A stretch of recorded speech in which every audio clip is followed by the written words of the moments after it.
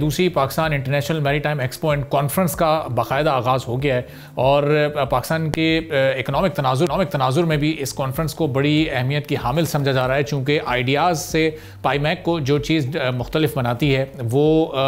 जो maritime defence है उसके साथ साथ इसमें जिस तरह ब्लू इकॉनमी को ब्लेंड किया गया है वो एक बड़ी काबिल कदर चीज़ है, चूँकि पूरी दुनिया में जो ब्लू इकॉनमी का वॉल्यूम है वो अब 2.8 to 2.9 ट्रिलियन तक पहुँच चुका है और उसमें पाकिस्तान की जो शमूलियत है, जो पाकिस्तान की कंट्रीब्यूशन या रोल है वो फ्रैक्शंस में और वो ना होने के बराबर है। लेकिन पाकिस्तान के अंदर ब्लू इकॉनमी का जो पोटेंशियल मौजूद है अब उसको एक्सप्लोर करने की भरपूर तरीके से पिछले कुछ अरसे में कोशिशें जारी हैं और हमने 2023 में पहली पाईमैक भी देखी थी जिसमें तकरीबन 22 MOU साइन हुए थे और उसके बाद ब्लू इकॉनमी को एक बड़ा वाज़े फ़रोग़ मिला हमारे मुल्क में, न सिर्फ फिशरीज सेक्टर को बल्कि उसके बाद हमने देखा कि जो इसके मुख्तलिफ सेक्टर्स हैं उनमें भी अब एक संजीदगी के साथ न सिर्फ गवर्नमेंट बल्कि मुख्तलिफ इदारे भी काम कर रहे हैं, तमाम स्टेक होल्डर्स बड़े संजीदगी के साथ इस बड़ी कॉन्फ्रेंस को करवाने में कामयाब रहे और ये कहा जा रहा है कि ये पाईमैक 2025-2023 के एडिशन से भी ग्रैंड लेवल की साबित होगी और उसमें जो डेलीगेट्स हैं उनकी तादाद भी ज़्यादा है, जो इसमें फ़ॉरेन इन्वेस्टर्स आए उनकी भी तादाद ज़्यादा है और लोकल इन्वेस्टर का भी इसमें बहुत ज़्यादा इंटरेस्ट इस वक्त पाया जा रहा है। अब कितना एक पॉजिटिव चेंज ला सकती है ब्लू इकॉनमी में और हमारी ब्लू इकॉनमी का जो नंबर है वो कितना ऊपर जा सकता है, उसके रियल पोटेंशियल तक हम पहुंच सकते हैं या नहीं, इस पर हम बात करेंगे। वाइस एडमिरल रिटायर्ड खवार अली शाह साहब जो फॉर्मर DG नीमा है, साबिक हाई कमिश्नर है मालदीव्स के, हमारे साथ मौजूद हैं। बहुत शुक्रिया खवार साहब प्रोग्राम के लिए, आपने वक्त निकाला। अब पाईमैक 2023 हमने देखी, अब 2025 का दूसरा एडिशन जो ज़्यादा बड़े स्केल पर हो रहा है, तो इससे हम क्या उम्मीदें लगाएं, हमारी ब्लू इकॉनमी मजीद कितना ऊपर जा सकती है इसके ज़रिए? शुक्रिया, आपने ये मौका मुझे फराहम किया। मैं क्योंकि मालदीव्स में हाई कमिश्नर था पाकिस्तान का, जैसे आपको मालूम है कि मालदीव्स की जो इकॉनमी है वो सारी की सारी ब्लू इकॉनमी है, तो वहाँ पे आप इससे अंदाज़ा लगा लें कि पर कैपिटा इनकम जो है ना तकरीबन अब लगभग $20,000 के करीब पहुँच गया है सिर्फ ब्लू इकॉनमी से, और हमारा जो है वो $1,500 पर है। तो हम जो हमारा ब्लू इकॉनमी से फ़ायदा नहीं उठा रहे और ये बहुत अच्छा इनिशिएटिव है PMAC का, जिससे हुकूमत को झंझोड़ने में मदद मिलेगी और जो नेटवर्किंग मुख्तलिफ ऑर्गेनाइजेशंस के साथ होगी और जिधर जिधर कोई बॉटलनेक्स है वो उससे बेहतरी आएगी। मैं चंद चीज़ों पे ऑप्टिमिस्टिक हूँ, कुछ पे पेसिमिस्टिक हूँ, क्योंकि ये चीज़ें जैसे हम देख रहे हैं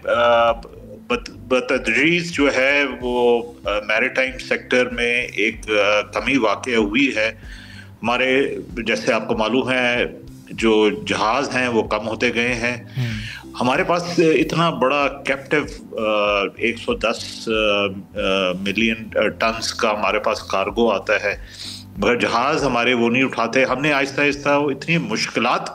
हर चीज़ में पैदा कर दी हैं, रेड टेप ज़्यादा है, जो मंसूबे बनते हैं वो हाफ बेक्ड होते हैं, तो वो थोड़ी देर के बाद वो एडजस्टमेंट्स चाहते हैं। तो मेरा ये थोड़ा सा ज़्यादा गवर्नमेंट को तवज्जो देनी चाहिए कि हमारा जो कार्गो है हम खुद उठाएं, उससे एकदम फ़ायदा होगा। उसमें मुझे थोड़ा सा ज़रा नज़र नहीं आ रहा कि प्लानिंग कमीशन कितने जहाज़ या मैरीटाइम मिनिस्ट्री खरीद कह तो रहे हैं कि हम 30 जहाज़ करने लेंगे, मगर बड़े अरसे से सुन रहे हैं मगर वो 11 के 11 ही जहाज़ हैं। इसी तरह जो हमारा मैरीटाइम टूरिज्म को मुश्किल नहीं है उसको बढ़ाना, मगर उसमें जो बंदिशें हैं, डाइविंग आप इतना बड़ी आपकी कोस्ट लाइन है, मालदीव सारा जो है मैरीटाइम टूरिज्म पे डेवलप हुआ हुआ है। 6,000 पाकिस्तानी जाते हैं मालदीव में मैरीटाइम टूरिज्म करने।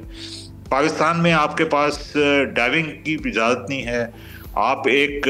अदारे के पास जाते हैं वो कभी मना कर देता है, कभी इक्विपमेंट ले लेता है। मालदीव्स में 700 हैं, हिंदुस्तान जो उसमें इतने ज़्यादा डाइविंग के और मैरीटाइम टूरिज्म के मौके हैं। आपने स्कूटर्स लेने हैं, अगर वाटर स्कूटर्स आपने दरियाए नीलम पे चलाने हैं तो वो आपको ड्यूटी फ्री मिल जाएंगे,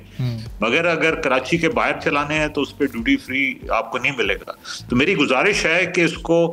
बहुत बड़ी अपॉर्चुनिटी है, इसको इन गवर्नमेंट की रेगुलेशन से आज़ाद किया जाए। सिक्योरिटी अच्छी चीज़ है, मगर वो इतनी ज़्यादा ओवरवेलमिंग ना हो कि 700-800 किलोमीटर की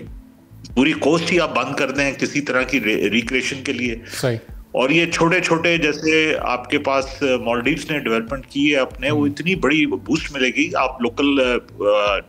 गेस्ट हाउसेस की इजाजत दें तो ये फिशिंग में इसी तरह सारी दुनिया जो है कि ट्रॉलर्स बेहतर हो गए हैं। तो हमारा जो अगर हम अपना मुवाजना करें अपने इर्द गिर्द के ममालिक से, तो हमने क्योंकि इतना ज्यादा वो रेड टेपिज्म और बैरियर्स क्रिएट कर दिए हैं एक मार्केट इकोनॉमी से, कि मुझे नहीं नजर आता कि जल्दी कोई इफेक्ट आएगा। ये जैसे कहते हैं T20 और टेस्ट क्रिकेट, जी अभी टेस्ट क्रिकेट खेलनी पड़ेगी। सब्सक्राइब करें और बेल दबाएं ताकि कोई खबर रह न जाए।